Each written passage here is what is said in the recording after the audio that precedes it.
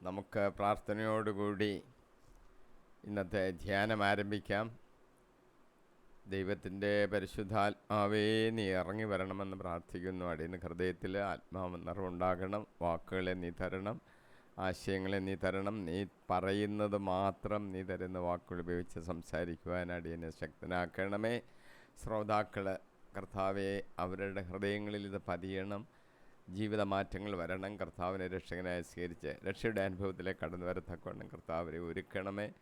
നിൻ്റെ ആത്മനിറവ് തരണമേ. അനേകർ ഇത് കേൾക്കുമ്പോൾ ദൈവത്തിൻ്റെ ആത്മാവ് പ്രവർത്തിച്ചുകൊണ്ടിരിക്കണം. ഇവിടെ നിൻ്റെ സാന്നിധ്യം ഉണ്ടായിരിക്കണമേ. യേശു കർത്താവിൻ്റെ വിലയേറിയ നാമത്തിൽ തന്നെ ആമീൻ. നമ്മൾ ഇന്ന് ധ്യാനിക്കാൻ തുടങ്ങുന്നത് എഫേസ്യോസ് ലേഖനം 5-ാം അധ്യായം 30-ാം വാക്യം മുതലാണ്. 30-ാം വാക്യം ഞാൻ വായിക്കാം. എന്തെന്നാൽ നാം അവൻ്റെ ശരീരത്തിൻ്റെ അവയവങ്ങളാണ്. നാം അവൻ്റെ ശരീരത്തിൻ്റെ അവയവങ്ങളാണ്. യേശു ക്രിസ്തുവിൻ്റെ ശരീരത്തിൻ്റെ അവയവങ്ങളാണ് നമ്മളെന്ന് ഒരു പ്രത്യേക അറിവ് പൗലോസ് നമുക്ക് തരികയാണ്. അവയവങ്ങൾ പ്രവർത്തിക്കണമെന്നുള്ളത് കൊണ്ടാണ് അവയവങ്ങളെക്കുറിച്ച് എടുത്ത് പറയുന്നത് കാര്യം. അപ്പം നാം ക്രിസ്തുവിലായി കഴിഞ്ഞാൽ, ക്രിസ്തുവിൻ്റെ ശരീരമാകുമ്പോൾ നാം അവന് വേണ്ടി പ്രവർത്തിക്കണം. നമുക്ക് കണ്ണ് തന്നിരിക്കുന്നത്, നമുക്ക് ചെവി തന്നിരിക്കുന്നത്, നമുക്ക് നാക്ക് തന്നിരിക്കുന്നത്, എല്ലാ അവയവങ്ങളും തന്നിരിക്കുന്നത് അതുപയോഗിച്ച് കർത്താവിന് വേണ്ടി പ്രവർത്തിക്കാനാണ്. കാരണം കർത്താവാണ് നമ്മുടെ രക്ഷിതാവ്. നാം അവൻ്റെ അവയവങ്ങൾ ആയിട്ടിങ്ങനെ ഇരിക്കുക. അവയവങ്ങൾ പ്രവർത്തിക്കണമല്ലോ.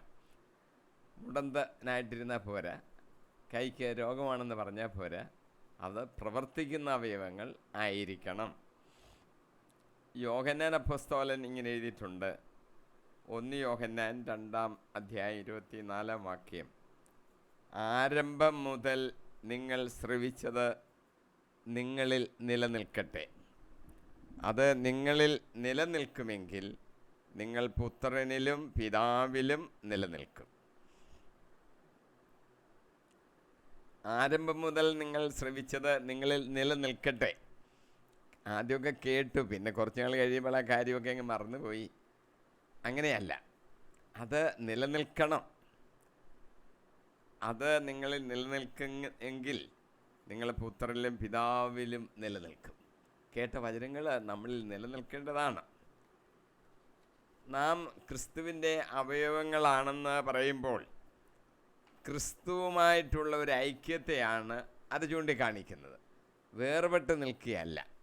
കർത്താവായ യേശു അങ്ങനെ തന്നെ പറഞ്ഞിട്ടുണ്ട്. മുന്തിരിച്ചെടിയിൽ ചേർന്ന് നിൽക്കണം, അല്ലെങ്കിൽ ഫലം പുറപ്പെടുവിക്കാനൊക്കത്തില്ല. സ്വന്തമായിട്ട് ഏതാണ്ട് ചെയ്ത് കളയാമെന്നൊന്നും വിചാരിക്കരുത്. കർത്താവാണ് പ്രവർത്തിക്കുന്നത്. റോമാലേഖനം 7-ാം അധ്യായം 14-ാം വാക്യത്തിൽ, എൻ്റെ സഹോദരരെ, ക്രിസ്തുവിൻ്റെ ശരീരം മുഖേന നിയമത്തിന് നിങ്ങൾ മരിച്ചവരായി. ഇത് നിങ്ങൾ മരിച്ചവരിൽ നിന്ന് ഉയർപ്പിക്കപ്പെട്ടവൻ്റെ സ്വന്തമാകേണ്ടതിനും അങ്ങനെ നാം ദൈവത്തിന് വേണ്ടി ഫലം പുറപ്പെടുവിക്കേണ്ടതിനും അത്രേ. നമ്മൾ നിയമത്തെ സംബന്ധിച്ച് മരിച്ചവരായി. ഇനി നമുക്ക് കൃപയാണുള്ളത്. നമ്മൾ യേശുക്രിസ്തുവിൻ്റെ സ്വന്തമാണ്. അതെന്തിനാണ് യേശുക്രിസ്തുവിൻ്റെ സ്വന്തമായിരിക്കുന്നത്? നാം ഫലം പുറപ്പെടുവിക്കുന്നവരായിരിക്കണം. ഫലം പുറപ്പെടുവിച്ചില്ലെങ്കിൽ പ്രയോജനമില്ല എന്നുള്ളതാണ് എൻ്റെ അർത്ഥം.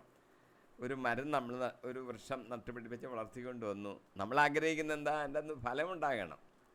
ഫലമുണ്ടായില്ലെങ്കിൽ കൃഷിക്കാരൻ വരുമ്പോൾ പറയും, വെട്ടിക്കളയുക, വെറുതെ ഭൂമി പാഴാക്കുന്നത് എന്തിനെ? പൗലോസ് 1-2 ഉപദേശങ്ങൾ നമുക്ക് തരുന്നുണ്ട്. ക്രിസ്തുവിൻ്റെ അവയവങ്ങൾ വേശ്യയുടെ അവയവങ്ങളാക്കരുത്.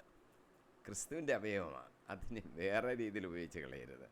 വേശ്യയുടെ അവയവങ്ങളാക്കരുത് എന്ന് 1 കൊരിന്ത്യർ 6:15 ക്രിസ്തുവുമായി നിങ്ങളുടെ വിവാഹബന്ധം ഞാൻ നടത്തി എന്ന് 2 കൊരിന്ത്യർ 11:2 പൗലോസ് ഓർമ്മപ്പെടുത്തുന്നുണ്ട്. നമ്മുടെ വിവാഹബന്ധം ക്രിസ്തുവുമായിട്ടാണ്. അത് നമ്മുടെ ശരീരത്തെ നമ്മൾ വേറെ രീതിയിൽ നഷ്ടപ്പെടുത്തി കളയരുത്. ഇനി അടുത്ത വാചകം 31-ാമത്തെ വാചകം. ഇക്കാരണത്താൽ പുരുഷൻ പിതാവിനെയും മാതാവിനെയും വിട്ട് ഭാര്യയോട് ചേരും, അവർ രണ്ടുപേരും ഒന്നാവുകയും ചെയ്യും. ഭാര്യ ഭർത്തൃബന്ധത്തെക്കുറിച്ചൊക്കെ പൗലോസ് പറഞ്ഞു വരികയാണ്. അപ്പോൾ ഈ വാക്യത്തിൽ പറയുന്നു, പിതാവിനെയും മാതാവിനെയും ഒക്കെ വിട്ട് ഭാര്യയോട് ചേർന്ന് ഒരു ശരീരമാകുക എന്നുള്ള ആ ഒരു ടീച്ചിങ് ആണ് പൗലോസ് ഇപ്പം നമുക്ക് തരുന്നത്. 32-ാം വാക്യത്തിൽ പറയുന്നത്, ഇത് വലിയൊരു രഹസ്യമാണ്, സഭയോടും ക്രിസ്തുവിനോടുമുള്ള ബന്ധപ്പെടുത്തിയാണ് ഞാനിത് നിങ്ങളോട് പറയുന്നത്. 33-ാം വാക്യം, ചുരുക്കത്തിൽ നിങ്ങൾ ഓരോ വ്യക്തിയും തന്നെ പോലെ തന്നെ ഭാര്യയെ സ്നേഹിക്കണം, ഭാര്യയാകട്ടെ ഭർത്താവിനെ ബഹുമാനിക്കുകയും ചെയ്യണം. അപ്പോൾ 31, 32, 33 3 വാക്യങ്ങളാണ് നമ്മളിപ്പം വായിച്ചത്. 5-ാം അധ്യായത്തിലെ നാം ദൈവത്തെ അനുകരിക്കുന്നവരാകണം എന്ന് ആഹ്വാനം ചെയ്തതിന് ശേഷം 22-ാം വാക്യം മുതൽ 33 വരെയുള്ള വാക്യങ്ങളിൽ ഭാര്യ ഭർത്തൃ ബന്ധത്തെക്കുറിച്ചാണ് പൗലോസ് പറയുന്നത്. ഭാര്യ ഭർത്താക്കന്മാർ ക്രിസ്തുവിൽ എപ്രകാരമായിരിക്കണം അവരുടെ ജീവിതം നയിക്കേണ്ടത് എന്ന് പ്രത്യേകമായിട്ട് അവിടെ ഈ 3 വാക്യങ്ങളിൽ പ്രത്യേകമായിട്ട് പൗലോസ് ചൂണ്ടിക്കാണിക്കുകയാണ്. 31-ാമത്തെ വാക്യം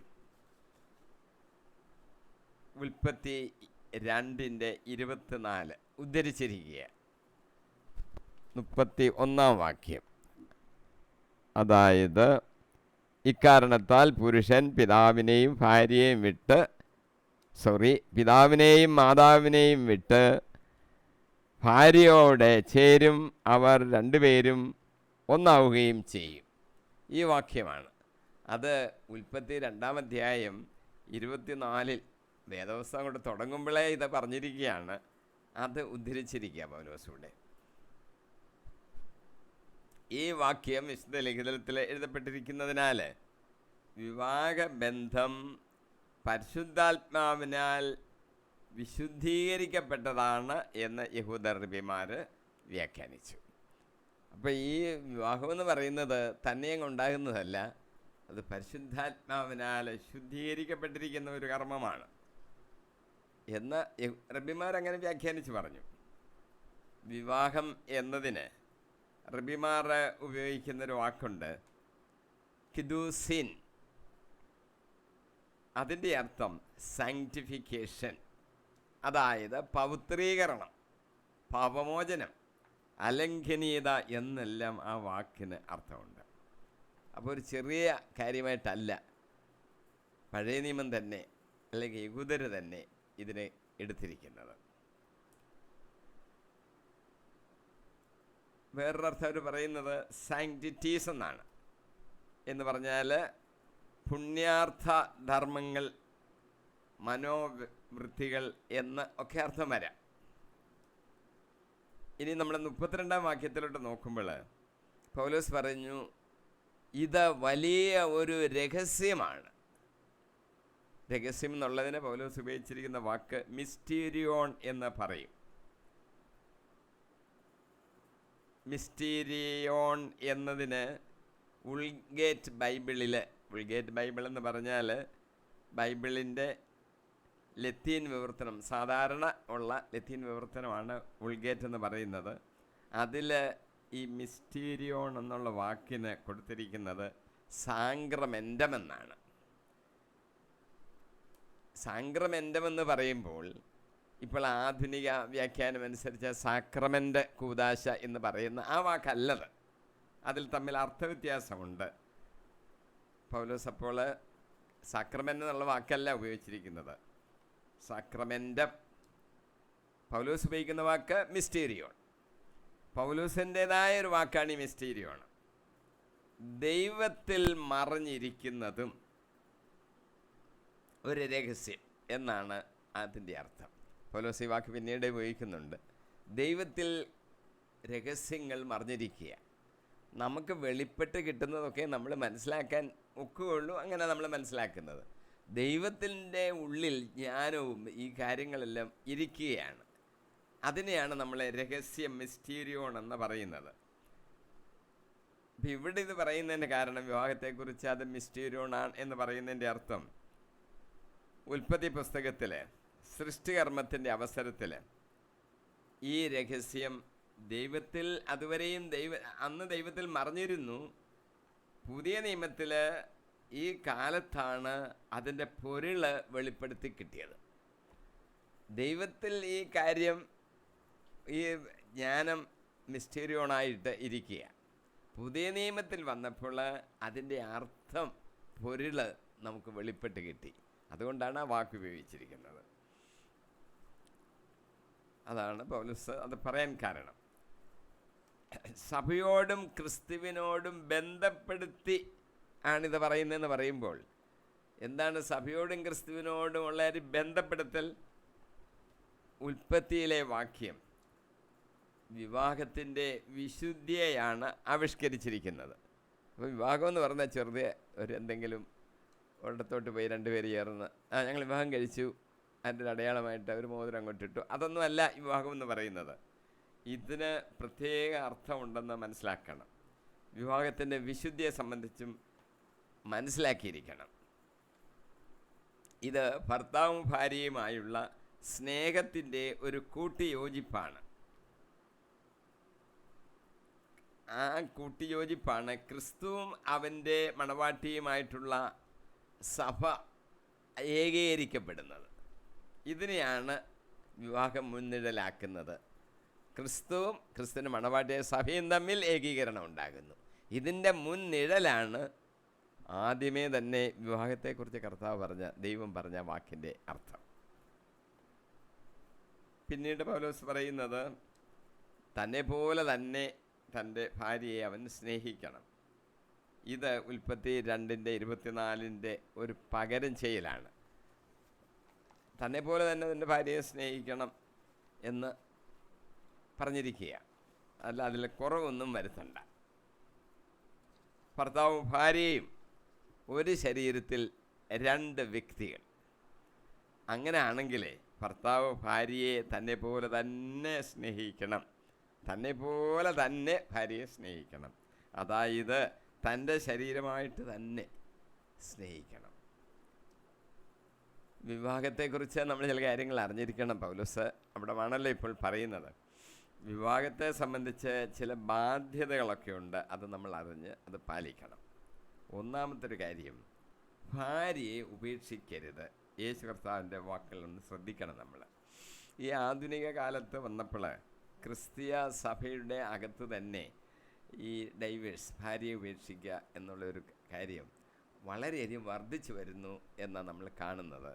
അപ്പോൾ നമ്മൾ യേശുക്രിസ്തു പറഞ്ഞ വാചകം ഒന്ന് ശ്രദ്ധിക്കണം. മത്തായി 5:32 പറയുന്നു, എന്നാൽ ഞാൻ നിങ്ങളോട് പറയുന്നു. ആരെ? ഞാൻ യേശുക്രിസ്തു നിങ്ങളോട് പറയുന്നു, പരസംഗം നിമിത്തമല്ലാതെ ഭാര്യ ഉപേക്ഷിക്കുന്നവൻ അവളെ വ്യഭിചാരിണിയാക്കുന്നു, ഉപേക്ഷിക്കപ്പെട്ടവളെ പരിഗ്രഹിക്കുന്നവനും വ്യഭിചാരം ചെയ്യുന്നു.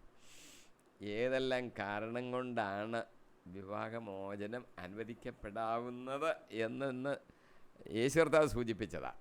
ഇസ്രായേൽക്കാരുടെ ഇടയിലും ചില പ്രശ്നങ്ങളൊക്കെ വരുമ്പോൾ മോശയിലെ അനുവാദങ്ങളൊക്കെ കൊടുത്തിട്ടുണ്ട് വിവാഹമോചനത്തിന്. അതൊക്കെ പല വ്യാഖ്യാനങ്ങൾ പലരായിട്ടൊക്കെ ഉണ്ടാക്കി, അത് ചെറുതും കഠിനവും ഇച്ചിരുടെ എളുപ്പമുള്ള രീതിയിലൊക്കെ ആക്കിയുള്ള പലതരത്തിലുള്ള വ്യാഖ്യാനങ്ങൾ ഉണ്ടായിരുന്നു. അപ്പോൾ പുതിയ നിയമത്തിൽ ക്രിസ്തീയ വിശ്വാസികൾ അത് അറിയണമല്ലോ. അപ്പോഴാണ് കർത്താവായ യേശുക്രിസ്തു ഈ ഭൂമിയിൽ വന്നപ്പോൾ ആ കാര്യം പഠിപ്പിക്കുകയാണ്. ഇവിടെ യേശുക്രിസ്തു പറഞ്ഞിരിക്കുന്നത് ഭാര്യ ഉപേക്ഷിക്കാമോ എന്നുള്ള ചോദ്യത്തിൻ്റെ ഒരു ഉത്തരമായിട്ടാണ് പരസംഗം നിമിത്തമല്ലാതെ ഭാര്യ ഉപേക്ഷിക്കാൻ പാടില്ലെന്നാണ് പറഞ്ഞിരിക്കുന്നത്. പരസംഗം നടത്തുമ്പോൾ ആ വ്യക്തി വേറൊരാളുടെ ഭാര്യയായി മാറുന്നെന്നും ഒരു ശരീരമാകുന്നെന്നൊക്കെയാണ് നമ്മളൊക്കെ വ്യാഖ്യാനിക്കാം. ഏതായാലും കർത്താവ് പറഞ്ഞത് ഒരു റീസൺ മാത്രമാണ്, പരസംഗം നിമിത്തമല്ലാതെ ഭാര്യ ഉപേക്ഷിക്കരുത്. പിന്നെ നമ്മളതിനെ കുറച്ചുകൂടി വ്യാഖ്യാനിച്ച സഭയിൽ ചില നിയമങ്ങളും ചട്ടങ്ങളൊക്കെ ഉണ്ടാക്കിയിട്ടുണ്ട്. അതായത് ചില കാര്യങ്ങൾ അത് വിവാഹമായി കഴിഞ്ഞോ എന്നൊരു സംശയം. വിവാഹം കഴിഞ്ഞിട്ടാണല്ലോ അതിൻ്റെ വിടുവിക്കുന്നതിൻ്റെ പ്രശ്നം വരുന്നത്. അപ്പോൾ അങ്ങനെ ചിലത് വിവാഹമായി കഴിഞ്ഞിട്ടില്ലാത്ത കാര്യങ്ങളാണെന്ന് നമ്മൾ അതിനെ അങ്ങനെ പഠിപ്പിച്ച് ചില കാര്യങ്ങൾ കൂടെ നമ്മൾ ഇളവ് കൊടുക്കുന്നുണ്ട് എന്നുള്ളതാണ്. ഞാൻ എൻ്റെ തെറ്റ് ശരിയിലേക്ക് ഇപ്പോൾ കടക്കുന്നില്ല. ഇപ്പോൾ ഏതായാലും കർത്താവ് പറഞ്ഞ ഒരു കാര്യം, പരസംഗ നിമിത്തമല്ലാതെ ഭാര്യ ഉപേക്ഷിക്കരുത്. അങ്ങനെ ഉപേക്ഷിച്ചാൽ ആ സ്ത്രീയെ വ്യഭിചാരിണിയാക്കുകയാണ്, അതിനുള്ള സാധ്യതകളിലേക്ക് അവളെ വിടുകയാണ്. അങ്ങനെ ചെയ്യരുതെന്ന്. ഇനി ഉപേക്ഷിക്കപ്പെട്ടവളെ പരിഗ്രഹിക്കുന്നവരുണ്ട്, അതും കർത്താവ് എടുത്തു പറഞ്ഞു. അത് വ്യഭിചാരമാണ്. ഉപേക്ഷിച്ച് കഴിഞ്ഞല്ലോ, പിന്നെ അവൾ വേറെ സ്ത്രീയല്ലേ, അവളെ ആയിട്ട് പരിഗ്രഹിക്കരുത്. അത് വ്യഭിചാരം ചെയ്യലാണ്. അത് കർത്താവ് പറഞ്ഞ കാര്യമാണ്, അത് നമ്മൾ ഓർത്തിരിക്കണം. മറ്റൊരു കാര്യം, വിവാഹത്തിൽ സംബന്ധിച്ച് ഭാര്യ ഭർത്താക്കന്മാരെ ഏക ശരീരമായി തീരണം എന്നർത്ഥം. മർക്കോസ് 10:6-7 പറയുന്നു, സൃഷ്ടിയുടെ ആരംഭം മുതലേ ദൈവം അവരെ പുരുഷനും സ്ത്രീയുമായി സൃഷ്ടിച്ചു. ഇക്കാരണത്താൽ പുരുഷൻ പിതാവിനെയും മാതാവിനെയും വിടുകയും അവർ ഇരുവരും ഒരു ശരീരമായി തീരുകയും ചെയ്യും. ഒരു ശരീരമായിട്ട് തന്നെ ജീവിക്കണം എന്ന് അർത്ഥം.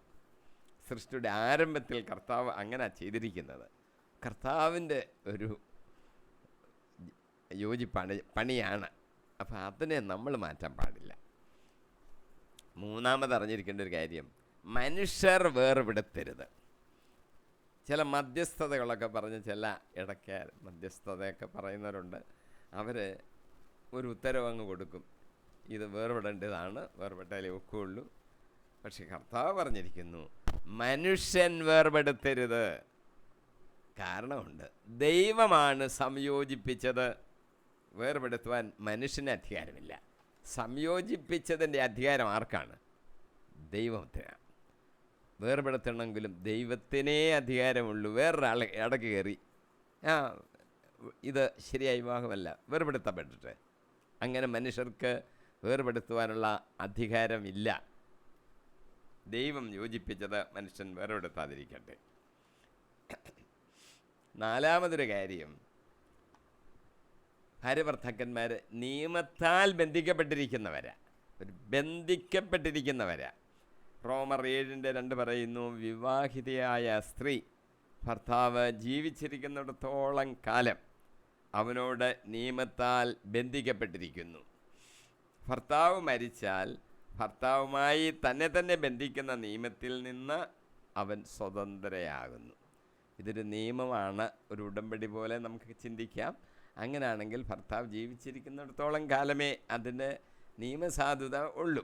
ഭർത്താവ് മരിച്ചു കഴിയുമ്പോൾ ആ നിയമത്തിൽ നിന്ന് ആ ബന്ധം വേർപെട്ട് കഴിയുന്നു എന്നർത്ഥം. അങ്ങനെയാണെങ്കിൽ പുനർവിവാഹം നടത്തുന്നതിനും കുഴപ്പമില്ല. അങ്ങനെയാണെങ്കിൽ പുനർവിവാഹം അനുവദിക്കപ്പെട്ടിരിക്കുന്നതാണ്. റോമർ 7:3 പറയുന്നു, പിന്നീട് ഭർത്താവിൻ്റെ മരണശേഷം വേറൊരു പുരുഷനെ വിവാഹം ചെയ്യുന്നത്, അങ്ങനെ അവൾ വിവാഹം ചെയ്താൽ അവൾ വ്യഭിചാരിണി ആകുന്നില്ല. മരിച്ചു കഴിഞ്ഞിട്ട് ഒരു വിവാഹം, അത് പാപമല്ല, വ്യഭിചാരം ചെയ്യുന്നതല്ല. ആറാമതൊരു കാര്യം, സംയമനം സാധ്യമല്ലാത്തവർ വിവാഹം ചെയ്യട്ടെ. ഇപ്പോൾ കണ്ടുവരുന്ന ഒരു ടെൻഡൻസിയുണ്ട്, കുട്ടികൾ പ്രായം അങ്ങോട്ടായി, വിവാഹത്തിൻ്റെ സമയം വയസ്സൊക്കെ ആയി കഴിഞ്ഞിട്ടും വിവാഹാലോചനകൾ വല്ലതും വരുമ്പോൾ മാതാപിതാക്കന്മാരാലോചിച്ചുകൊണ്ടൊക്കെ വരും, പിള്ളേർ പ്രായമായി വരുന്നല്ലോ എന്ന് വിചാരിച്ച്. അപ്പം കുട്ടികൾ പറയും, വേണ്ട, ഇപ്പം വേണ്ട, അത് ഞാൻ പറയാം, പിന്നീടാട്ട്. അങ്ങനെ പറഞ്ഞ് വിവാഹം കഴിക്കാതെ അങ്ങ് ജീവിക്കുന്നവരുണ്ട്. 32, 34, 36 വയസ്സൊക്കെ ആയാലും ഇല്ല, ഞാൻ കഴിച്ചോളാം, ഒന്നും ധൃതി വെക്കണ്ട, അതിന് ടൈം ആകുമ്പോൾ ഞാൻ കഴിച്ചോളാം എന്ന് പറയും. അങ്ങനെയൊക്കെയുള്ള കേസുണ്ട്. എല്ലാം ശരിയാണെന്നും നമുക്ക് പറയാനൊക്കത്തില്ല. വിവാഹത്തിൻ്റെ ഒരു സമയം ആകുമ്പോൾ വിവാഹം കഴിക്കുന്നതാണ് നല്ലത്. പൗലോസ് ഇപ്പോൾ എടുത്തു പറഞ്ഞൊരു കാര്യം, സംയമനം സാധ്യമല്ലാത്തവർ വിവാഹം ചെയ്യട്ടെ. സംയമനം എന്ന് പറയുന്നത് നമ്മുടെ ഹൃദയത്തിലെ ചില വികാരങ്ങളെയൊക്കെ ഒന്ന് അടക്കണം. എല്ലാവർക്കും അതൊക്കത്തില്ല, അതൊരു പരിശുദ്ധാത്മാവിൻ്റെ ശക്തിയാലേ ഒക്കെ ഉള്ളൂ. അപ്പോൾ അതങ്ങനെ സാധ്യമല്ലാതെ വരുന്നെങ്കിൽ അവർ ചുമ്മാ അവിവാഹിതരായിട്ട് ഇങ്ങനെ കിടന്നാൽ പോരാ, വിവാഹം കഴിക്കണം എന്ന് പൗലോസ് പറയുക. സംയമനം സാധ്യമല്ലാത്തവർ വിവാഹം ചെയ്യട്ടെ. പല തെറ്റിലേക്കും വീണു പോകാനുള്ള സാധ്യതകൾ ഉണ്ടെന്നുള്ളതും നമുക്കിപ്പോൾ ഈ ലോകത്തിൻ്റെ കേരളത്തിലെ തന്നെ ചില വാർത്തകൾ കേൾക്കുമ്പോൾ നമുക്ക് അറിയാം. 1 കൊരിന്ത്യർ 7:9 പറയുന്നു, സംയമനം സാധ്യമല്ലാത്ത വിവാഹം ചെയ്യട്ടെ.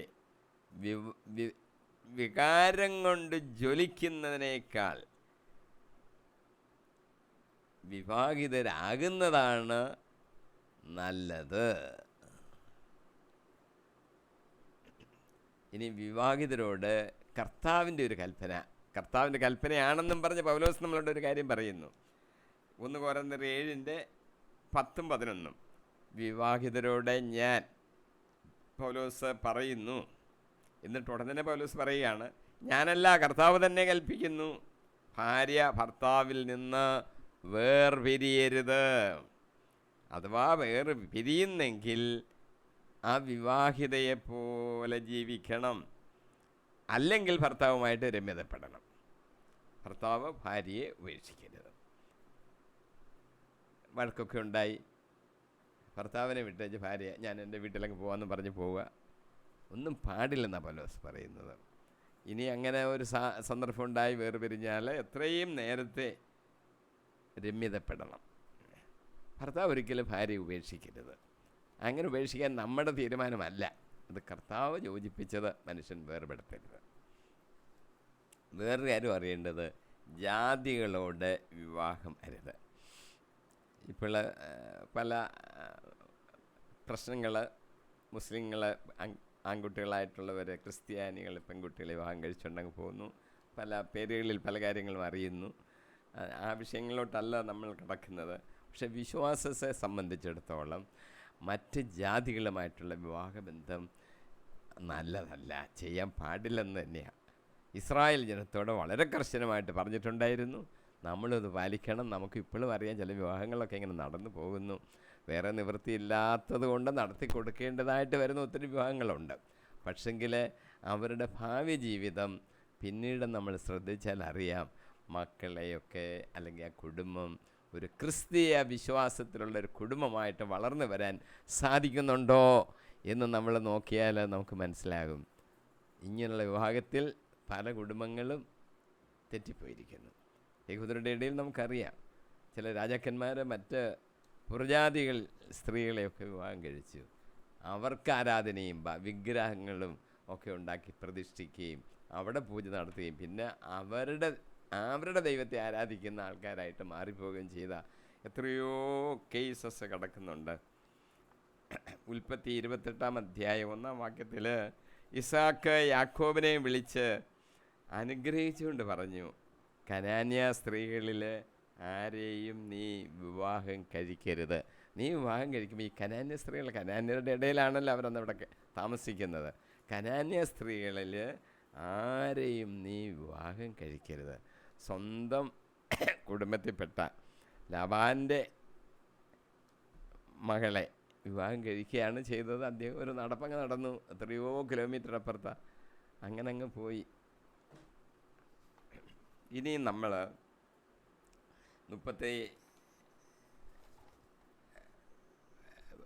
33 വാക്യങ്ങളുടെ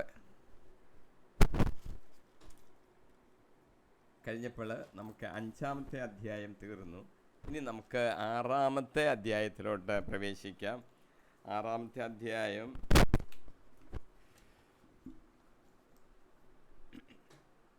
മക്കൾ, മാതാപിതാക്കൾ, ദാസന്മാർ, യജമാനന്മാർ എന്നിവരുടെ കടമകൾ 1 മുതൽ 9 വരെയുള്ള വാക്യങ്ങളിൽ രേഖപ്പെടുത്തിയിരിക്കുന്നു. 6-ാം അധ്യായത്തിലെ 5-ാം അധ്യായത്തിലാണ് ഭാര്യ-ഭർത്തൃ ബന്ധത്തെക്കുറിച്ചാണ് കൂടുതൽ വിശദമായിട്ട് പറഞ്ഞത്.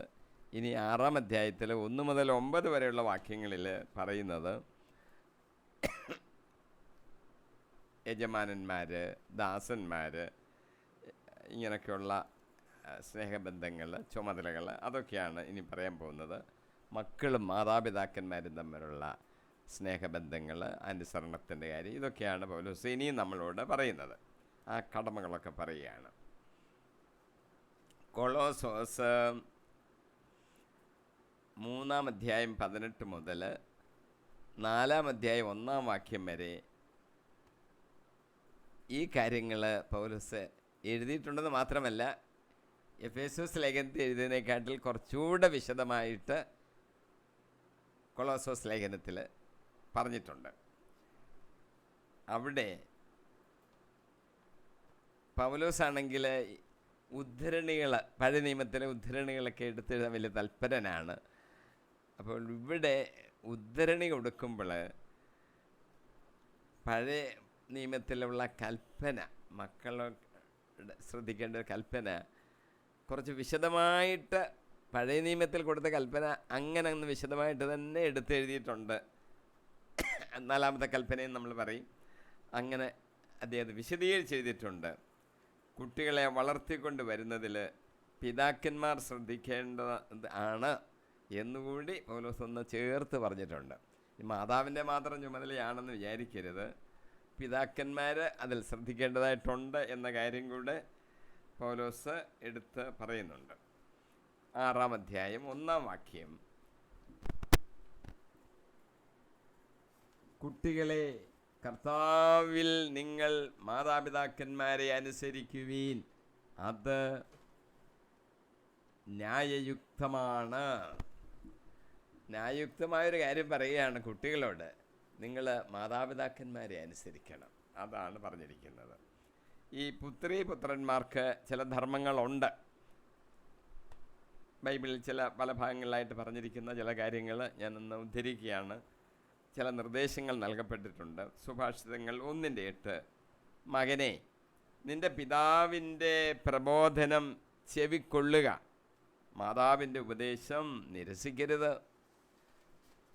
സ്വന്തം ബുദ്ധി അഭിപ്രായങ്ങളൊക്കെ മക്കൾക്കുണ്ടാകുമല്ലോ. പക്ഷെ ഒരു കാര്യം ശ്രദ്ധിച്ചോണം, കുട്ടികൾ വളർന്നു വന്നു 10, 16, 17, 18 വയസ്സൊക്കെ ആകുമ്പോൾ അവർക്ക് അവരുടേതായ അഭിപ്രായങ്ങളുണ്ട്. അത് വേണമല്ലോ, അവർക്ക് ആ കഴിവ് കിട്ടണം. പക്ഷേ പിതാവിൻ്റെ പ്രബോധനം, മാതാവ് പറഞ്ഞ ചില കാര്യങ്ങൾ അതൊന്നും നിരസിച്ച് കളയരുത്, അത് ശ്രദ്ധിക്കണം. കാര്യം നമ്മളെക്കാട്ടിൽ, കുട്ടികളെക്കാട്ടിൽ എത്രയോ വർഷം ഈ ഭൂമിയിൽ ജീവിച്ച് അറിവിലും ജ്ഞാനത്തിലും ഒക്കെ അവർ വർദ്ധിച്ചു വന്നിട്ടുണ്ട്. അവർ മണ്ടരാണെന്നും അവർക്ക് ഈ ലോകത്തിലെ കാര്യങ്ങളൊന്നും അറിയത്തില്ലെന്നും ആധുനിക ലോകത്തിൻ്റെ കാര്യം എൻ്റെ അപ്പൻ അറിയാവോ എന്നൊന്നും വിചാരിച്ച് കളയരുത്. കുട്ടികളെക്കാട്ടിൽ പ്രായോഗികമായ ജീവിതത്തിൽ അവരറിവ് സമ്പാദിച്ചിരിക്കുകയാണ് എന്ന് മക്കൾ അറിഞ്ഞിരിക്കണം. സുഭാഷിതങ്ങൾ 23:22, നിനക്ക് ജന്മം നൽകിയ പിതാവിനെ അനുസരിക്കുക, വൃദ്ധയായ അമ്മയെ നിന്ദിക്കരുത്. പിതാവിനെ അനുസരിക്കണം, അവനാണ് നിനക്ക് ജന്മം നൽകിയത്. നിനക്ക് ജന്മം നൽകിയില്ലായിരുന്നെങ്കിൽ നീ ജീവിക്കുമായിരുന്നോ? നീ പഠിക്കുമായിരുന്നോ? ഉന്നതമായ നിലയിൽ നീ വിദ്യാഭ്യാസം ചെയ്യുമായിരുന്നോ? നിനക്ക് ജോലി കിട്ടുമായിരുന്നോ? അപ്പോൾ അതിൻ്റെ എല്ലാം കാരണം ഈ പ്രായം ചെന്നിരിക്കുന്ന എൻ്റെ അപ്പനാണ് എന്നുള്ള ബോധ്യം ഉണ്ടായിരിക്കണം. വൃദ്ധയായ അമ്മയെ നിന്ദിക്കരുത്. അമ്മ വൃദ്ധയായി പ്രായം കൂനിയൊക്കെ ആയിരിക്കും നടക്കുന്നത്, ഒന്നും അറിയത്തില്ല എന്നൊന്നും വിചാരിക്കരുത്, നിന്ദിക്കരുത്. അമ്മയുടെ വയറ്റിൽ നിന്നാണ് നമ്മൾ ജനിച്ചത് എന്ന് നമ്മളെ കുട്ടികൾ മനസ്സിലാക്കിയിരിക്കണം. വൃദ്ധയായ അമ്മയെ നിന്ദിക്കരുത്. കൊളോസോസ് 3:20 പറയുന്നു, കുട്ടികളെ എല്ലാ കാര്യങ്ങളിലും നിങ്ങളുടെ മാതാപിതാക്കന്മാരെ അനുസരിക്കുവീൻ, ഇത് കർത്താവിന് പ്രീതികരമത്രേ. എല്ലാ കാര്യങ്ങളിലും മാതാപിതാക്കന്മാരെ അനുസരിക്കണം. കർത്താവിന് വളരെ പ്രീതിയുള്ളൊരു കാര്യമാണ് കുട്ടികൾ മാതാപിതാക്കന്മാരെ അനുസരിക്കണം. ഇങ്ങോട്ട് വാ മോളെ, ഓടി വരണം, ഇതൊന്ന് എടുത്ത് അങ്ങോട്ട് വെക്കും മോളെ, അല്ലേ മോനെ, ചെയ്യണം പെട്ടെന്ന്, ഞാൻ വരാമേന്നൊക്കെ പറഞ്ഞ് കാത്തിരുന്നാൽ പോരാ. ദൈവം അത് ശ്രദ്ധിക്കുകയാണ്. മാതാപിതാക്കന്മാരെ അനുസരിക്കുന്ന കുട്ടികളെ കാണുമ്പോൾ ദൈവത്തിൻ്റെ പ്രീതി വർദ്ധിക്കുകയാണ്. അവർ പ്രായമുള്ളവരാ, അവർക്ക് ആരോഗ്യം കുറവാ എന്നൊന്നും പറഞ്ഞ് തള്ളിക്കളയരുത്, നിന്ദിക്കരുത്. രണ്ടാമതൊരു കാര്യം, മാതാപിതാക്കന്മാരെ മാത്രമല്ല പ്രായമുള്ളവരെ ബഹുമാനിക്കണം. ലേവ്യ പുസ്തകം 19:32, പ്രായം ചെന്ന് നരച്ചവരുടെ മുമ്പിൽ ആദരപൂർവം എഴുന്നേൽക്കുകയും അവരെ ബഹുമാനിക്കുകയും വേണം. നിൻ്റെ ദൈവത്തെ ഭയപ്പെടുക, ഞാനാണ് കർത്താവ്. നമ്മൾ കുറച്ച് പേരെ, കുട്ടികളെ കുറച്ച് പേര് ഒരിടത്ത് ഇരിക്കുന്നു എന്ന് വിചാരിക്കുക. കുറച്ച് കസാരയുണ്ട്, അതിലിരിക്കുന്നു. പ്രായമുള്ള ഒരാൾ നരച്ച തലമുടിയുമായിട്ടൊക്കെ ഒരു അപ്പൂപ്പൻ അവിടോട്ട് കയറി വരുന്നു. അദ്ദേഹത്തിന് ഇരിക്കാൻ സീറ്റില്ലെങ്കിൽ പെട്ടെന്ന് എഴുന്നേറ്റൊരു സീറ്റ് കൊടുക്കണം. ഇനി സീറ്റ് ഉണ്ടേലും ഇല്ലേലും വേറൊരു ബഹുമാനം നമ്മൾ കാണിക്കണമെന്നാണ് അവിടെ പറഞ്ഞിരിക്കുന്നത്. അവരുടെ മുമ്പിൽ ആദരപൂർവ്വം എഴുന്നേറ്റ് നിൽക്കണം. നമ്മൾ ഒരു ബസ്സിലാണെന്ന് വിചാരിക്കുക, ഇങ്ങോട്ട് കയറി വരുന്നു പ്രായമുള്ള അപ്പച്ചൻ. നമ്മളൊന്ന് എഴുന്നേറ്റ് ഒരു ബഹുമാനം കാണിക്കണം. അല്ലെങ്കിൽ നമ്മളൊരു ഹാളിൽ ഇരിക്കുകയാണ്, പ്രായമുള്ള അപ്പച്ചൻ കയറി വരുമ്പോൾ നമ്മളൊന്ന് എഴുന്നേറ്റ് ആദരവ് കാണിക്കണം. അവരെ ആദരവ് അറിയിക്കുന്നവരാണ്. ഇരിക്കാൻ സീറ്റുണ്ടെങ്കിൽ കൊടുക്കണം, അങ്ങനെ അവരെ ബഹുമാനിക്കണം. വേറൊന്ന് മൂന്നാമത് അറിഞ്ഞിരിക്കേണ്ടത്, മാതാപിതാക്കന്മാരിൽ നിന്നും പിടിച്ചു പറിക്കരുത്. എൻ്റെ അവകാശമായി ഇങ്ങ് തന്നേരുന്നൊന്നും പറഞ്ഞ് അങ്ങനൊന്നും പിടിക്കരുത്. അവർക്ക് മനസ്സുണ്ടെങ്കിൽ തരട്ടെ, അവർ സമ്പാദിച്ചതല്ലേ. പിടിച്ചു പറിക്കരുത്. ധൂർത്തപുത്രൻ്റെ ഉപമയിൽ നമുക്കറിയാം, എൻ്റെ ഇങ്ങ് താ എന്നാണ് അവൻ പറഞ്ഞത്.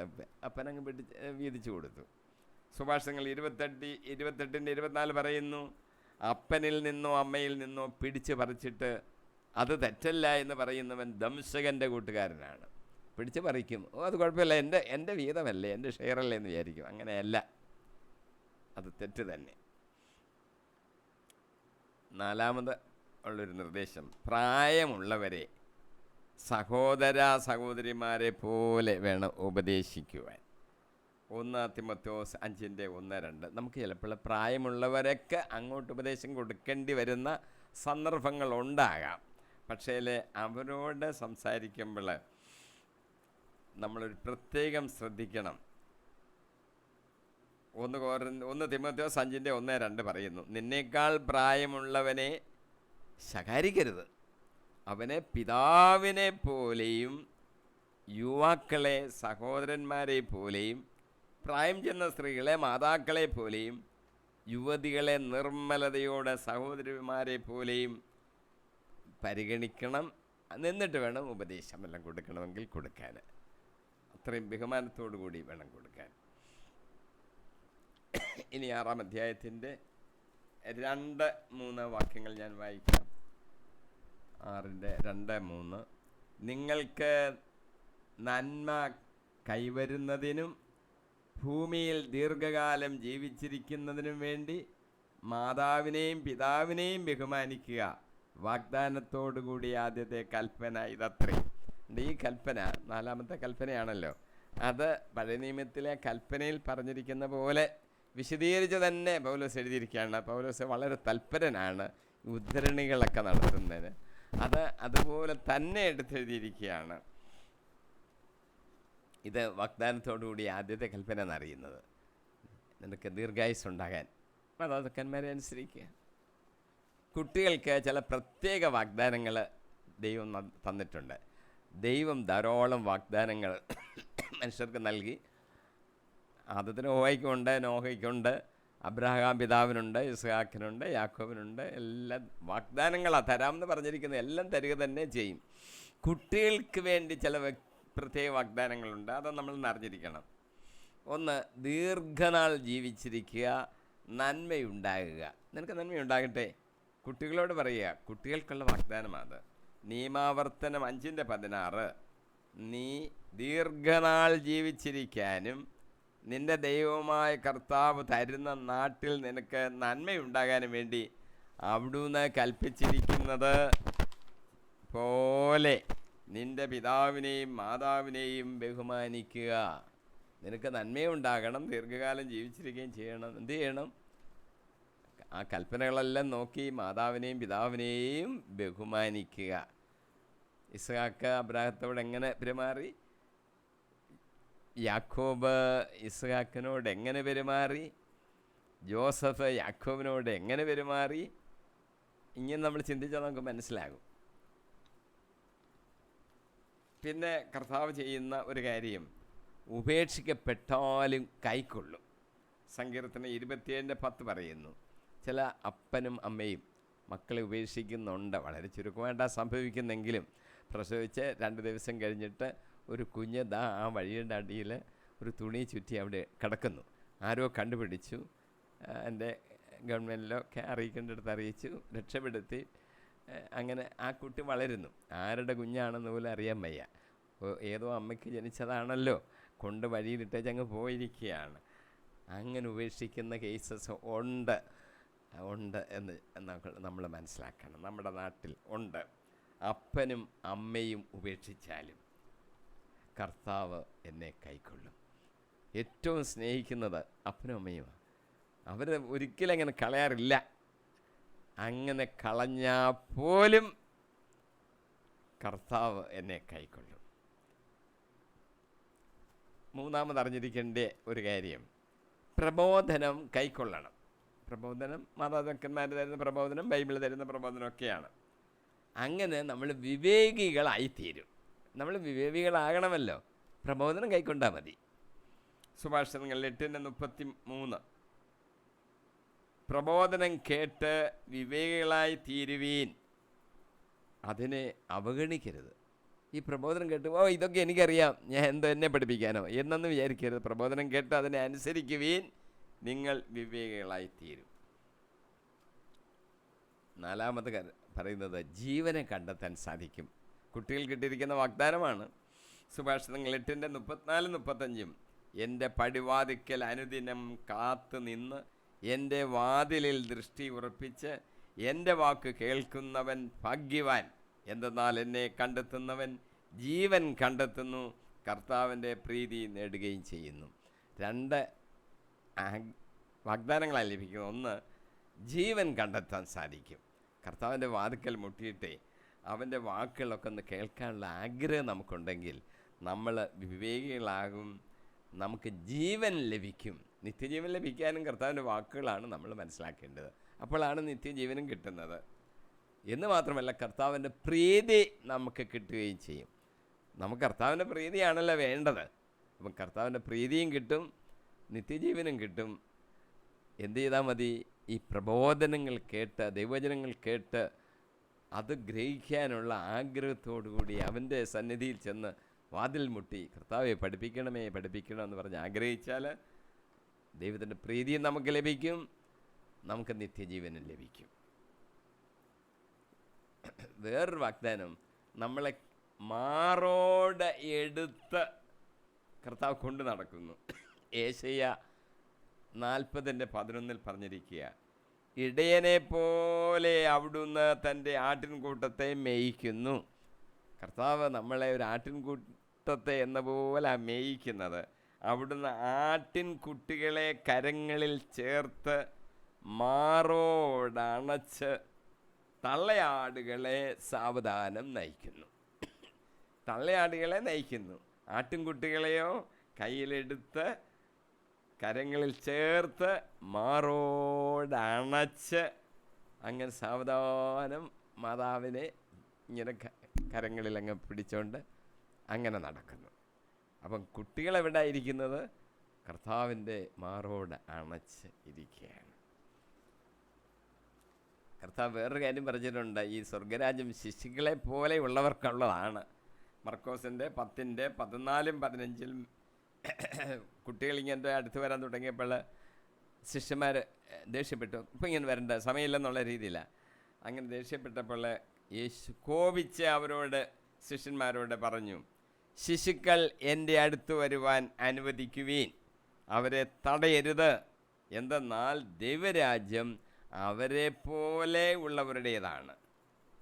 സത്യമായി ഞാൻ നിങ്ങളോട് പറയുന്നു, ശിശുവിനെ പോലെ ദൈവരാജ്യം സ്വീകരിക്കാത്ത ആരും അതിൽ പ്രവേശിക്കുകയില്ല.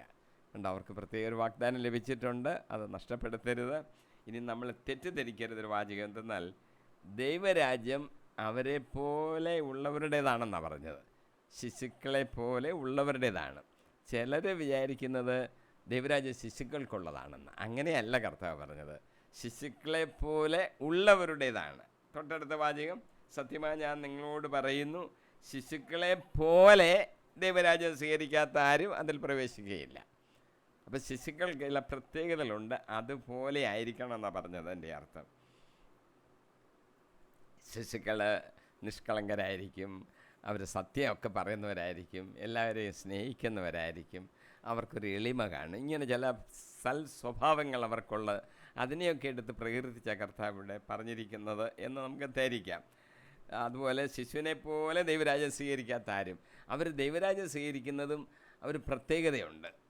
പ്രായമുള്ള ഒരാളിനോട് അവരോട് ഈ സ്വർഗരാജ്യം പ്രാപിക്കുന്നതിനെക്കുറിച്ചോ സുവിശേഷം പ്രസംഗിക്കുമ്പോഴോ അവർ പലതും അംഗീകരിക്കത്തില്ല, തർക്കിച്ചുകൊണ്ടേയിരിക്കും. അവർ ബുദ്ധിയുള്ളവരാണല്ലോ, പല കാര്യങ്ങളും കേൾക്കുമ്പോൾ അത് സമ്മതിക്കാൻ പ്രയാസമാണ്, തർക്കിച്ചുകൊണ്ടേയിരിക്കും. അവസാനം ഒന്നും മനസ്സിലാകാതെ അവരങ്ങ് പോകും. ശിശുക്കൾ അങ്ങനെയല്ല, അവർ കേട്ട് അത് ഗ്രഹിച്ച് മനസ്സിലാക്കാൻ തയ്യാറായിട്ടാണ് നിൽക്കുന്നത്. അതാണ് ശിശുക്കളുടെ സ്വഭാവം. അതുകൊണ്ടാണല്ലോ ഇവിടെ യേശു പറയുന്നത്, ശിശുവിനെ പോലെ ദൈവരാജ്യം സ്വീകരിക്കാത്ത ആരും അതിൽ പ്രവേശിക്കുകയില്ല. അങ്ങ് സ്നേഹത്തോടുകൂടി അതങ്ങ് സ്വീകരിക്കുക. ഇനി വേറൊരു വാഗ്ദാനം ഉള്ളത്, പരിശുദ്ധാത്മാവിനെ തരുമെന്നുള്ള വാഗ്ദാനം കുട്ടികൾക്കും തരുമെന്നുള്ള ഒരു വാഗ്ദാനമുണ്ട്. അപ്പോസ്തല പ്രവൃത്തികൾ 2-ാം അധ്യായം 38-39 പറയുന്നു. പത്രോസ് പറയുകയാണ്, നിങ്ങൾ പശ്ചാത്തപിക്കുവീൻ, പാപമോചനത്തിനായി എല്ലാവരും യേശുക്രിസ്തുവിൻ്റെ നാമത്തിൽ സ്നാനം സ്വീകരിക്കുവീൻ, പരിശുദ്ധാത്മാവിൻ്റെ ദാനം നിങ്ങൾക്ക് ലഭിക്കും. പരിശുദ്ധാത്മാവിൻ്റെ ദാനം നിങ്ങൾക്ക് ലഭിക്കും. ഈ വാഗ്ദാനം നിങ്ങൾക്കും നിങ്ങളുടെ സന്താനങ്ങൾക്കും വിദൂരസ്ഥർക്കും നമ്മുടെ ദൈവമായ കർത്താവ് തൻ്റെ അടുക്കിലേക്ക് വിളിക്കുന്ന എല്ലാവർക്കും ഉള്ളതാണ്. ഒരു കാര്യം തരാമെന്ന് പറഞ്ഞിരിക്കുക, അതാണ് വാഗ്ദാനം. നിങ്ങൾക്ക് ലഭിക്കുമെന്ന് പറഞ്ഞേച്ച് പരിശുദ്ധാത്മാവിന് ലഭിക്കുന്നതിൻ്റെ കാര്യമാണ്. ആർക്കൊക്കെയാണ്? നിങ്ങൾക്ക് മാത്രമോ? അല്ല, നിങ്ങൾക്കും നിങ്ങളുടെ സന്താനങ്ങൾക്കും വിദൂരസ്ഥർക്കും നമ്മുടെ ദൈവമായ കർത്താവ് തൻ്റെ അടുക്കിലേക്ക് വിളിക്കുന്ന എല്ലാവർക്കും ഉള്ളതാണ്. വന്ന് സ്വീകരിക്കാനാണ് പറഞ്ഞിരിക്കുന്നത്. അപ്പോൾ എല്ലാവർക്കും ലഭിക്കുന്ന വാഗ്ദാനമാണ് അത്. പിന്നെ കർത്താവ് ആഗ്രഹിക്കുന്നത് ദീർഘകാലം ജീവിക്കാനാണ്. അത് പെട്ടെന്നൊന്നും മരിക്കാനല്ല. ചില ആൾക്കാരെ കർത്താവ് എത്രയും വേഗം അങ്ങ് വിളിച്ചുകൊണ്ട് പോകുന്നുണ്ട്. അത് ദൈവത്തിൻ്റെ നിശ്ചയങ്ങളാണ്. എങ്കിലും പൊതുവിൽ പറഞ്ഞാൽ ദീർഘകാലം ഈ ഭൂമിയിൽ ജീവിച്ചിരിക്കണമെന്ന് തന്നെയാണ് കർത്താവ് ആഗ്രഹിക്കുന്നത്. പെട്ടെന്ന് മരിക്കുന്ന കാര്യമല്ല. അനുസരണമുള്ളവർക്ക് ചില വാഗ്ദാനങ്ങളുണ്ട്. അതിലൊന്നാണ് ദീർഘായുസ്. നിയമാവർത്തനം 5:33 പറയുന്നു, നിങ്ങൾ ജീവിച്ചിരിക്കാനും നിങ്ങൾക്ക് നന്മയുണ്ടാകാനും നിങ്ങൾ കൈവശമാക്കുന്ന ദേശത്ത് ദീർഘനാൾ വസിക്കാനും വേണ്ടി നിങ്ങളുടെ ദൈവമായ കർത്താവ് കൽപ്പിച്ചിട്ടുള്ള മാർഗത്തിലൂടെ ചരിക്കണം. കർത്താവ് ചില മാർഗങ്ങൾ പറഞ്ഞു തന്നിട്ടുണ്ട്, അതിലൂടെ ചരിക്കണം. അപ്പോൾ നിങ്ങൾക്ക് വളരെയധികം കാലം ജീവിച്ചിരിക്കാൻ സാധിക്കും, നന്മയുണ്ടാകാൻ സാധിക്കും. നിങ്ങൾ ഇപ്പോൾ കനാൻ നാട്ടിൽ കയറിയാൽ അവിടെ ദീർഘനാൾ താമസിക്കാൻ സാധിക്കും. അങ്ങനെ വേണമെങ്കിൽ കർത്താവിൻ്റെ മാർഗത്തിലൂടെ ചരിക്കണം. വളരെയധികം തെറ്റുകൾ അവർ ഇടയ്ക്കൊക്കെ ചെയ്യുന്നുണ്ട്. വിഗ്രഹങ്ങളെ ഉണ്ടാക്കി ആരാധിക്കുക, മറ്റ് ദേവന്മാരെ ആരാധിക്കുക, യഹോവയായ ദൈവത്തെ മറന്നു പോവുക, വ്യഭിചാരം ചെയ്യുക, കൊലപാതകം ചെയ്യുക, അങ്ങനെ തെറ്റ് ധാരാളം വീണിട്ടുണ്ട്. അപ്പോൾ അത് കർത്താവിൻ്റെ മാർഗത്തിലൂടെ ചരിക്കണമെന്ന് കർത്താവ് എടുത്ത് പറയുകയാണ്.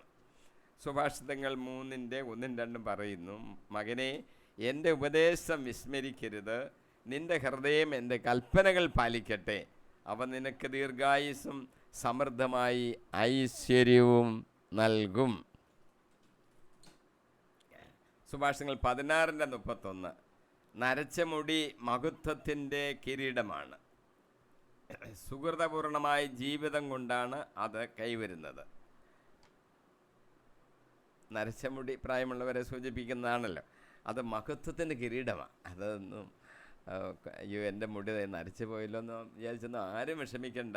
അത് മഹത്വത്തിൻ്റെ കിരീടമാണ്. അപ്പം അത് കിട്ടണമെന്നുണ്ടെങ്കിൽ പോലും സുഹൃത സമ്പൂർണമായ ജീവിതം കൊണ്ടാണ് അത് കൈവരിക്കുന്നത്. സുഹൃതപൂർണമായ ജീവിതം വേണം. അപ്പോൾ കിരീടമായിട്ട്, മഹത്വത്തിൻ്റെ കിരീടമായിട്ട് നരച്ച മുടി ലഭിക്കും. യേശയ്യ 16:4 പറയുന്നു, നിങ്ങളുടെ വാർദ്ധക്യം വരെയും ഞാൻ അങ്ങനെ തന്നെ ആയിരിക്കും, നിങ്ങൾക്ക് നര ബാധിക്കുമ്പോഴും ഞാൻ നിങ്ങളെ വഹിക്കും, ഞാൻ നിങ്ങളെ സൃഷ്ടിച്ചു, നിങ്ങളെ വഹിക്കും, ചുമലിൽ ഏറ്റി രക്ഷിക്കുകയും ചെയ്യും. സൃഷ്ടിച്ചത് കർത്താവ്, നമ്മളിപ്പോൾ വഹിച്ചുകൊണ്ട് പോകുന്ന കർത്താവ് ഇനി നമ്മളെ ചുമലിലേറ്റി രക്ഷിക്കുകയും ചെയ്യും. ചുമലിലേറ്റി രക്ഷിക്കേണ്ട ചില സന്ദർഭങ്ങൾ വരുമായിരിക്കുമല്ലോ. അപ്പോൾ കർത്താവ് അങ്ങനെ തന്നെ ചെയ്യും, നമ്മളെ ചുമലിലേറ്റി രക്ഷിക്കും. നമ്മൾ ചില പെരുമാറ്റച്ചട്ടങ്ങൾ അറിഞ്ഞിരിക്കണം. ഒന്ന് തീത്തോസിൻ്റെ ലേഖനം 2-ാം അധ്യായം 2-3 വാക്യങ്ങൾ. പ്രായം ചെന്ന പുരുഷന്മാരെ മിതത്വം പാലിക്കുന്നവരും ഗൗരവ ബുദ്ധിയുള്ളവരും വിവേകികളും വിശ്വാസത്തിലും സ്നേഹത്തിലും സഹനത്തിലും ദൃഢതയുള്ളവരുമായിരിക്കാൻ നീ ഉപദേശിക്കുക. തീത്തോസിനോട് പറയുകയാണ്, നീ ഉപദേശിക്കണം. പ്രായം ചെന്ന സ്ത്രീകൾ ആദരപൂർവ്വം പെരുമാറുകയും പരദൂഷണം ഒഴിവാക്കുകയും മദ്യപാനത്തിന് അടിമകളാകാതിരിക്കുകയും ചെയ്യാൻ അവരെ ഉപദേശിക്കുക. അപ്പോൾ ചില സ്ത്രീകൾ മദ്യപാനത്തിന് അടിമകളാകുന്നു, അന്നും ഉണ്ടെന്നുള്ള ചുരുക്കം. അവരോടൊക്കെ ഇത് ഉപദേശിക്കണമെന്നാണ് തീത്തോസിനോട് പൗലോസ് പറയുന്നത്. കുട്ടികൾക്കുള്ള ചില പാഠങ്ങൾ നൽകണം എന്നുള്ള ചില നിർദ്ദേശങ്ങളും ബൈബിൾ തരുന്നുണ്ട്. നിയമാവർത്തനം 4:9 നിങ്ങളുടെ കണ്ണുകൾ കണ്ട കാര്യങ്ങൾ മറക്കാതിരിക്കാനും ജീവിതകാലം മുഴുവൻ അവ ഹൃദയത്തിൽ നിന്ന് മായാതിരിക്കാനും ശ്രദ്ധിക്കുവീൻ. ജാഗരൂകരായിരിക്കുവീൻ. അവയെല്ലാം നിങ്ങളുടെ മക്കളെയും മക്കളുടെ മക്കളെയും അറിയിക്കണം. നിങ്ങൾ എത്ര കാര്യങ്ങളാണ് കർത്താവിൽ നിന്ന് നേരിട്ട് കണ്ട് മനസ്സിലാക്കിയിട്ടുള്ളത്. മറന്നു കളയരുത്. മക്കളെയും പഠിപ്പിക്കണം, മക്കളുടെ മക്കളെയും നിങ്ങളത് പഠിപ്പിക്കണം. കൊച്ചുമക്കളെയും പഠിപ്പിക്കാനുള്ള ചുമതല മാതാപിതാക്കന്മാരുണ്ട്. ക്രിസ്തുവിൻ്റെ കാര്യങ്ങൾ അവർക്ക് പറഞ്ഞു കൊടുക്കണം. നിയമാവർത്തനം 6:7 ജാഗരൂകതയോടെ അവ നിങ്ങളുടെ മക്കളെ പഠിപ്പിക്കണം. വീട്ടിലായിരിക്കുമ്പോഴും യാത്ര ചെയ്യുമ്പോഴും കിടക്കുമ്പോഴും എഴുന്നേൽക്കുമ്പോഴും അവയെപ്പറ്റി സംസാരിക്കണം. ദൈവവചനം ഇങ്ങനെ പറഞ്ഞുകൊണ്ടിരിക്കണം. സുഭാഷിതങ്ങൾ 22:6 പറയുന്നു, ശൈശവത്തിൽ തന്നെ നടക്കേണ്ട വഴി പരിശീലിപ്പിക്കുക, വാർദ്ധക്യത്തിലും അതിൽ നിന്ന് വ്യതിചലിക്കുകയില്ല. ചിലർ കുട്ടികളെ ഒന്ന് പറഞ്ഞു പഠിപ്പിക്കാനും ചെറിയ ശിക്ഷണം കൊടുക്കാനും അവർക്ക് അയ്യോ കുഞ്ഞിന് നോവുമെന്നും പറഞ്ഞിരിക്കും. അങ്ങനെയല്ല, അത് നടക്കേണ്ട വഴി നേരത്തെ ശൈശവത്തിൽ തന്നെ അങ്ങ് പഠിപ്പിക്കണം. അങ്ങനെയാണെങ്കിൽ വാർദ്ധക്യത്തിൽ പോലും അവർ തെറ്റിപ്പോകത്തില്ല.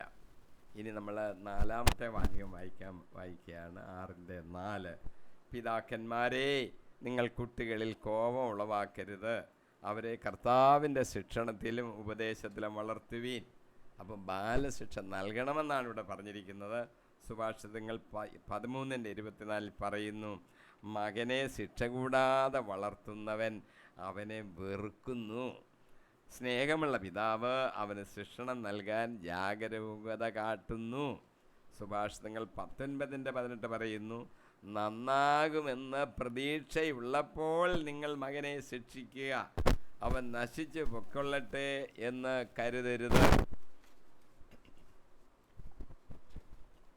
മാതാപിതാക്കൾ നല്ല മാതൃക നൽകണം. 2 തിമോത്തിയോസ് 1:5 പറയുകയാണ്, തിമോത്തിയോസിനോട് പറയുകയാണ്, നിന്റെ നിർവ്യാജമായ വിശ്വാസം ഞാൻ അനുസ്മരിക്കുന്നു. നിന്റെ വലിയമ്മയായ ലോബീസിനും അമ്മയായ ഇവനിക്കേയ്ക്കും ഉണ്ടായിരുന്ന വിശ്വാസം ഇപ്പോൾ നിനക്കുമുണ്ടെന്ന് എനിക്ക് ബോധ്യമുണ്ട്. തിമോത്തിയോസിന് ആരുടെ വിശ്വാസമായിരുന്നു? വലിയമ്മയുടെയും അമ്മയുടെയും വിശ്വാസം നിനക്കുമുണ്ട്. എങ്ങനെ വന്നു? ഇങ്ങനെ പഠിപ്പിച്ച് ഇങ്ങനെ വന്നു. 2 ദിനവൃത്താന്തം 17:3-4 തൻ്റെ പിതാവിൻ്റെ ആദ്യകാല മാതൃക അനുസരിച്ച് ബാലിനെ സേവിക്കാതിരുന്നതിനാൽ കർത്താവ് യഹോഷാഫാത്തിനോടുകൂടി ഉണ്ടായിരുന്നു. ആ രാജാവിനോടുകൂടി യഹോവ ഉണ്ടായിരുന്നു. അവൻ പിതാവിൻ്റെ ദൈവത്തെ തേടുകയും അവിടുത്തെ കൽപ്പനകൾ അനുസരിക്കുകയും ചെയ്തു. ഇസ്രായേൽ രാജാക്കന്മാരുടെ മാർഗം സ്വീകരിച്ചതുമില്ല. അങ്ങനെ യഹോഷാഫാത്തിനെ കൂടെ കർത്താവ് ഉണ്ടായിരുന്നു. അവന് വിഗ്രഹങ്ങളെ ആരാധിച്ചില്ല. അവന് ഇസ്രായേൽ രാജാക്കന്മാർ ചെയ്യുന്ന പോലെ ചെയ്തില്ല.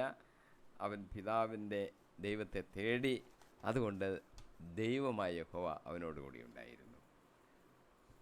2 ദിനവൃത്താന്തം 26:4 പറയുന്നു, തൻ്റെ പിതാവായ അമസ്യയെ പോലെ ഉസിയ കർത്താവിന് മുമ്പിൽ നീതി പ്രവർത്തിച്ചു.